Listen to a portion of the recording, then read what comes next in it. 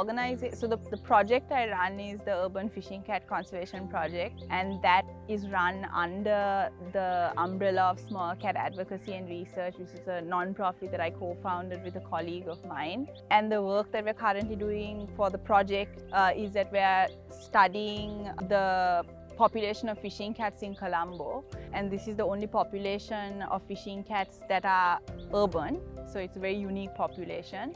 And we're hoping that the information that we collect from this study will feed into a broader conservation program for wildlife, urban wildlife in the city.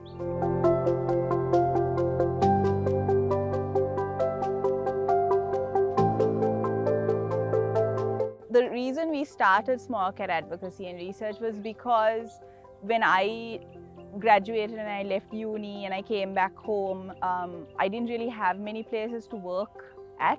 There weren't any like solely conservation oriented organizations. We decided, let's start our own place we were working at. There was so much bureaucracy and all these hurdles that we needed to jump over just to get equipment down. So we thought, let's start our own thing, and that way if there are any other young conservationists and researchers who want to work on small mammals and small wildcats in Sri Lanka, that they have a place, like a home base.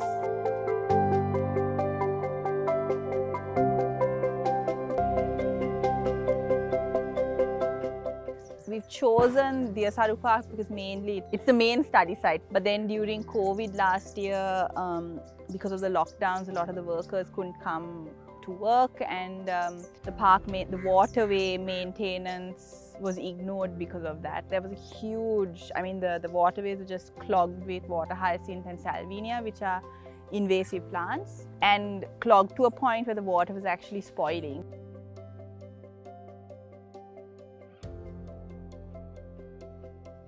I think the two biggest challenges that we face are funding, because we work on a species that not a lot of people know about, not a lot of people care about. The challenge that we face is getting equipment into the country.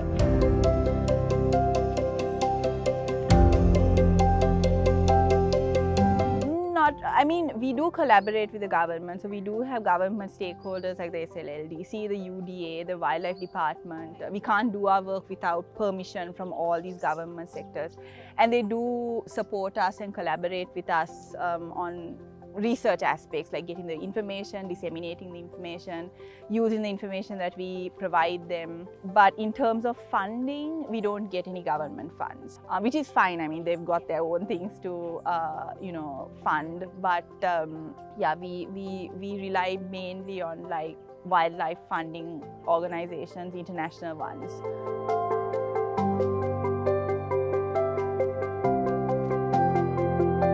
We do come across a lot of plastics, plastic pollution in the waterways. I think most of the Colombo waterways are clogged with plastic. It not just clogs up and pollutes the waterways, but wildlife actually ends up ingesting it.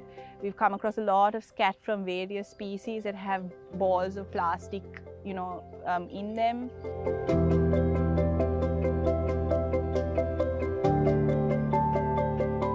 We would like to make sure that the 3 small cats in Sri Lanka throughout the country are protected, that their habitat is protected, that more people are aware of the 3 species. I really hope that through the work that we're doing, that people will start looking outside the box and start learning about other species, because those species are just as important to the habitat as your leopard and your elephant and your whale and your bear.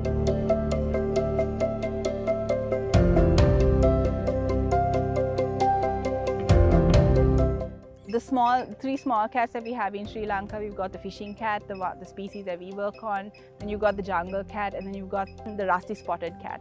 The rusty spotted cat is the smallest species of cat in the world, so it's extremely unique, and you only find them in Sri Lanka, in some parts of India and some parts of Nepal, and some other mesocarnivores, so carnivores that are smaller than 16 kg or 18 kg. You've got the jackals. You've got jackals in Colombo, which is incredibly unique. Colombo itself has 270 species of wildlife.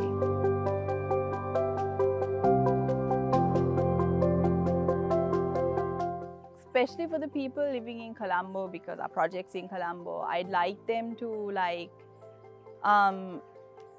their next long holiday, instead of leaving Colombo, visit one of the wetlands and just enjoy it, you know, and just show that there is value to these spaces. Because if people don't visit these wetlands, if people don't show an interest in these wetlands, then it's a lot easier for, you know, some government agency or some private sector company to come and say, we want to clear this land.